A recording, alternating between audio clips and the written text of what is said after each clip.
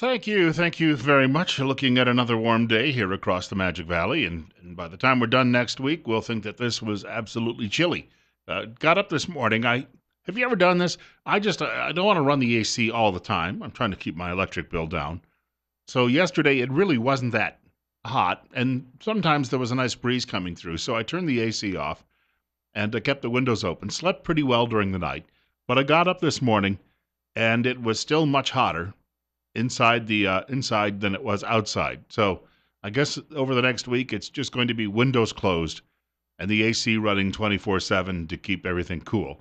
63 right now, in fact, at our studio, and that temperature today will reach near 90, and then we'll tell you a little bit more about the weather later in the program. Most of you already, though, have had the warning and heard about the triple-digit temperatures coming up this weekend and into next week.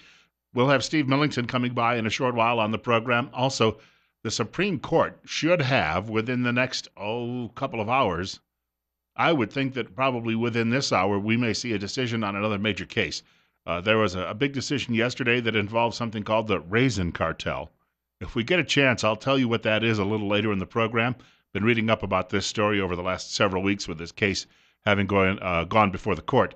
But the big two that everyone is watching for, Obamacare, of course, and the other being same-sex marriage. So decisions coming this week, and really they'll be coming from now through Thursday. It's just a matter of what order they happen to be in. I do want to open up the program, though, and just mention I just happened to be online yesterday when I noticed in a little corner of my computer screen there was a podium set up, and I noticed that somebody was getting ready to give a speech or a news conference, and who happened to walk out but the congressional delegation from South Carolina. Well, I don't believe Trey Gowdy was there. I did not see him in the crowd. But large numbers of the two U.S. senators from South Carolina, they were joined by Governor Nikki Haley of that state. And she made an announcement what they're doing in this situation. She had said a couple of days ago that it was really up to the people of her state whether they would keep the Confederate flag flying outside the State House. So they mentioned this, and I thought, well, okay, this means they're going to have a little bit of a debate about it for the next couple of weeks and then make a decision. But apparently, they've been reading the tea leaves, and according to Drudge today, poll numbers show that people are greatly against this Confederate flag. Therefore, it has to go. Well, Haley cannot make that decision on her own. She cannot rule her state by fiat. She has to get the legislature to agree to it. So she made an announcement yesterday that she is calling on state legislators to remove the flag from the state capitol grounds. And I noticed as she was leaving the room, they didn't take any questions, but as she was leaving the room, she turned and she hugged and gave a quick kiss, these air kisses they do, the politicians, to James Clyburn, who's a longtime congressman from that state. She greeted as well one of her predecessors. You may remember him from hiking the Appalachian Trail. He's now serving in Congress as well. She gave a big hug to Senator Tim Scott. Now, Scott, if you didn't know this, Tim Scott and James Clyburn are both black men. But Mark Sanford is not. And the other guy who I recognize standing there in the front of the row happened to be Lindsey Graham, U.S. Senator, now also a presidential candidate. Graham quickly ducked out of the room. In fact, I was watching him during the whole event. He seemed like a nervous wreck, as if he didn't want to be there. But, running for president, you have to be very cognizant of media attacks. And those will come if you don't get on board, because the media really is running the debate here about the Confederate flag. Think about that for a moment. Well, I heard this morning, I was driving in, and I decided to check out what they were doing over at public radio. Well, it's supported by taxpayers. That's how it runs. It's a socialist operation. And they were saying that this young man who shot 9 people at a church last week and killed them, well, he shot more, but 9 of them died. They were saying that he was influenced by the Confederate flag to do that. Now, how do you get that? How do you? Of course, he was a fan of the flag. He wore jackets with emblems from the old South Africa and the old Rhodesia, which were apartheid regimes in Africa. And he had his photograph taken somewhere in a wooded area wearing those jackets with those insignia. But that didn't mean these insignia, these symbols did not compel him to go shoot 9 people and kill them. His beliefs did. He's got a mean streak, obviously, or he's nuts. It's one or the other, but he obviously had that going on for him. Now, was he an admirer of the flag? Yes. But the flag has nothing to do with the shooting that took place. I was reading today a column by Victor Davis Hanson, who's the great scholar teaching at the Hoover Institute at Stanford University in California. And he said, all right, if we're going to be getting rid of the Confederate flag, if we're going to say the Confederate flag has to go, what else can we get rid of? He said, first of all, La Raza must change its name because La Raza means the race. And the word actually comes from some old Latin passed down into Spanish. In fact, it was Francisco Franco, the fascist dictator of Spain, who really got the term started in the 1930s when he claimed that the Spanish people, in his words, were far superior as a race to any other race around the world. La Raza, that's where it came from. Also, it's with one Z. In Italy, Mussolini, the fascist dictator, was using the same name but with two Z's, La Raza. And he was saying that the Italian people were clearly genetically superior to everyone else that they were dealing with, Jews, blacks, whoever happened to be, they had a lot of black African population in Italy at the time, still do. It may not be overwhelming, but his point was he believed that his group of people were better than anyone else. So Hansen says La Raza has to go. And he also said the Congressional Black Caucus has to go. Because if you're a white man, you can't join the Congressional Black Caucus. And if you created a Congressional White Caucus, you would be accused of racism. So he said, if we're going to have a race-neutral culture, we have to get rid of all of these other institutions as well if the Confederate flag needs to go. So I wanted to bring that up. The other part of this is, I'm old enough to remember a basketball team in Washington, D.C. called, well, they started out in Baltimore as the Baltimore Bullets. They got that name, bullet meaning speed, and it was alliterative. In other words, Baltimore starts with a B, Bullets starts with a B. The team moved to Washington, and the name stuck, Washington Bullets. Abe Pollan, who owned the ball club about 20 years ago, was pressured by people in Washington because Washington was one of the murder capitals of America at the time, and there were just shootings that were routinely going on in neighborhoods day and night. Abe Pollan was pressured into getting rid of the name, and the team changed its name to Wizards. Still not a very good basketball club, I should point out. But here's something to keep in mind. They changed the name, and the homicide rate did not decline in Washington for another couple of decades. The name of the ball club, Bullets or Wizards, has nothing to do with it. I guess now you have to be worried about people practicing witchcraft on the streets of D.C. Actually, there's more of that going on over on Capitol Hill in the White House. I'm sure you're well aware of that. It's 8:14, Bill Colley with you. This is News Radio 1310, KLIX, and newsradio1310.com, and that means you can listen to us online anywhere all over the world. And the name of the show is Top Story. You can reach our program today by dialing us up at 736-0300. That's 736-0300. What did we learn? When they dropped the name Bullets and they went to Wizards, it didn't stop people from shooting each other. People still get angry. People still have want. They still hate. They still rob banks.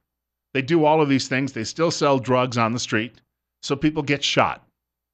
And by taking down the Confederate flag, if we collected every Confederate flag in the country and we burned them all in a giant heap, and then we went to the internet and we scrubbed all images of the Confederate flag everywhere, we scrubbed all images of the Confederate flag from movies, from television, even historical movies about the Civil War. If we completely scrub that image, there's just a blank spot there. There are still going to be nasty, mean people in this country who do bad things. So this notion that somehow, if we just get rid of that flag, everything will be better. Well, I give you the example of Bullets to Wizards to show you it's not going to happen. There are bigger issues here, and the media just salves itself, and they chafe me too, believe me. It salves itself by demanding these things happen. But it doesn't change anything. It doesn't change anything. And it just shows you how shallow media is and how shallow apparently our culture is if we believe that this is going to change people's minds. Back in the 1990s, when the gay rights movement was really still getting underway, they would have these gay pride parades, and people would march down the middle of these city streets, and they would be wearing nothing but G-strings. It was just, you didn't want your family to see it. And of course, the public relations people got a hold of them and said, you will not win this one unless you put some clothes on and act like you're regular people, which they did. And within 15 years, they started changing public attitudes, which is why we're talking about a Supreme Court case this week as well. But there was a preacher I knew who got arrested because he just happened to be standing on a street corner reading from his Bible publicly as these people were marching by. And I got to know him quite well through broadcasting on television and radio. And one day I said to him, how do we bring an end to all of these changes in our culture that we don't like? And he said, through prayer. I said, what do you mean? He said, we have to change men's minds. We want to pray that their minds will be changed. And I thought that's still the simplest way to go about this. How can we do it? We can pray for our brothers and sisters. You're on the air with Bill Colley on Top Story on News Radio 1310 KLIX and newsradio1310.com. Good morning, Bill. Well, we're getting close to Independence Day, and of course the name has been changed now to the 4th of July, and so we need to think about Independence Day in regard to what you're saying. We need to get the Declaration of Independence out and find out what it really says and why there was such an uproar then to cause the separation from Mother England and so forth. But right now there's an attack on the American flag as well, not just the Confederate flag. You can't buy a flag stamp at the post office. They're phasing out the flag stamps. So, there's an attack even on the American flag. And I think it's ABC. Nobody can put an American flag lapel pin on, because it might offend somebody from another nation, I guess. But you never see the president of the United States wearing a flag pin on his lapel either. No, not at all. Anyway, no, I'm serious. And this is the whole deal. We really need to get that document out and look at it about the swarms of agents and so forth we now have from the EPA and all the different bureaucracies that they're eating out our substance. I thank you much for the telephone call. In Canada, by the way, they don't call it July 1st, they call it Dominion Day. Yes, they honor the country that way, and that helps you remember what it's really all about. Speaking of the lapel pins, right after the 9/11 attacks, I was the news director of a TV station in Vermont, in Burlington, and we were the ABC affiliate, and I told my staff, I said, it's up to you, but I will not stop you if you choose to wear that pin. Our competitors in the market, the NBC and CBS affiliates, told their staff not to do it because they said that's a political statement. For crying out loud, I'm an American, and 3,000 of my countrymen were murdered that day, and we went off to war. Just the work that the left has done to move that ball down the field to the new normal, it's just an abomination. We've got more coming up and more of your telephone calls as well. Bill Colley with you. You got to ask yourself, where is it ever going to stop? What do we need to do individually? What can we do to make a turnaround? And sometimes it just seems like there's nothing. But you know what? Again, prayer, hope. Never lose fact of those, or at least track of those. To remind you that coming up tomorrow, in fact, the weeks just keep rolling by. It struck me the other day that next Tuesday is my 6-month anniversary at KLIX. The fastest 6 months in radio, and that's paraphrasing somebody else in the business.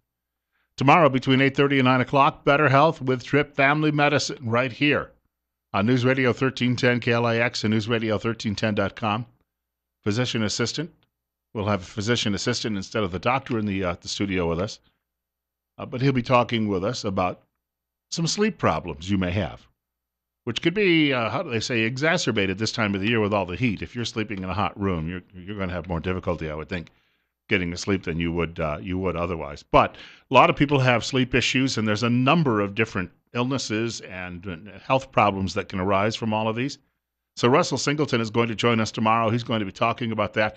He'll take some of your telephone calls as well. Remember, this is a hot topic in this community because I know when I talk to people, I'm not alone when it comes to a sleep issue at night. In fact, I was amazed. I was sitting in a diner one day talking to a table full of men, and everybody raised their hands, and they all have the same issue. So this is one that's going to impact a great many people. Remember, Better Health with Tripp Family Medicine. And, of course, they're located, the offices, on Fillmore Street, directly across the street from the main post office in Twin Falls. Life's too short not to feel good. I was talking earlier about what constitutes some of the issues with race in this country and some of the problems that we happen to have. You may have heard about this. President Obama gave an interview with a comedian in the comedian's garage.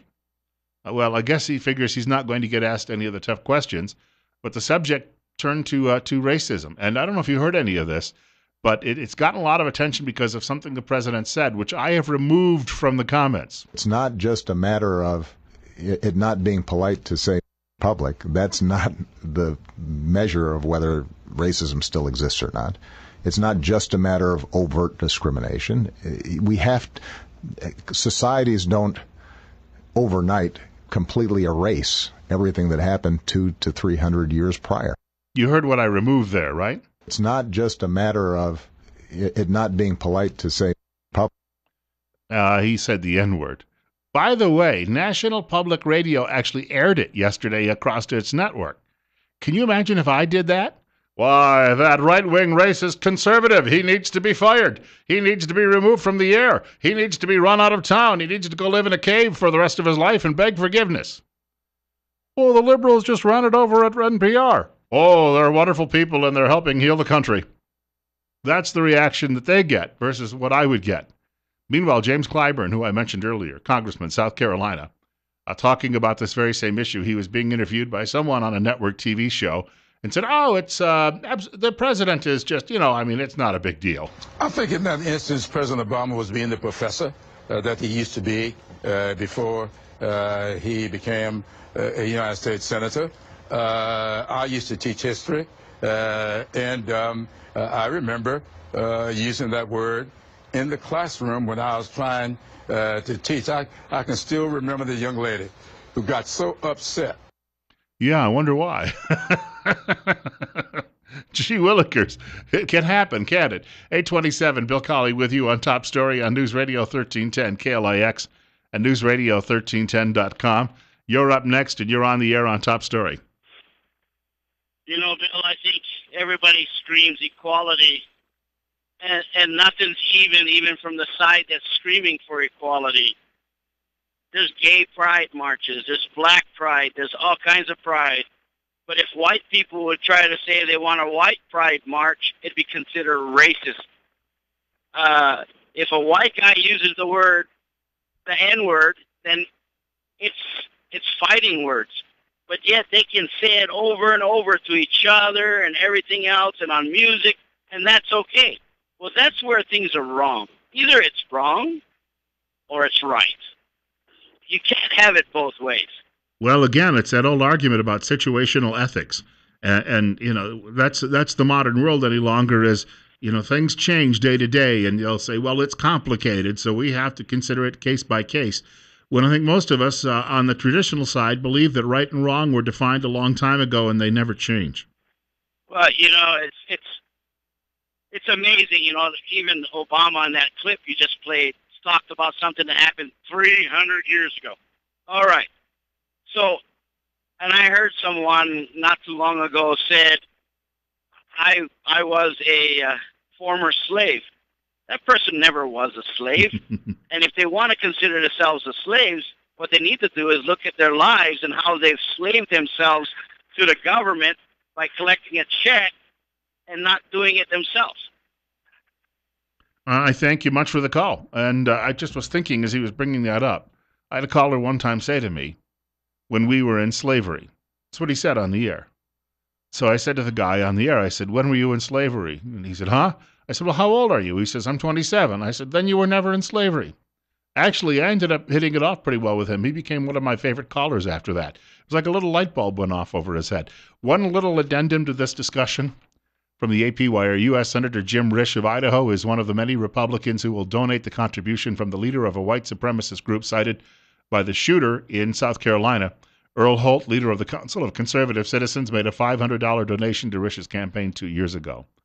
Now, a lot of times, your candidates don't even know this.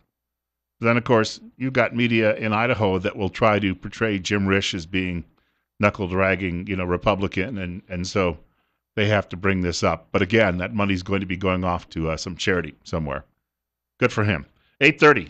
Steve Millington coming up in just a moment on Top Story.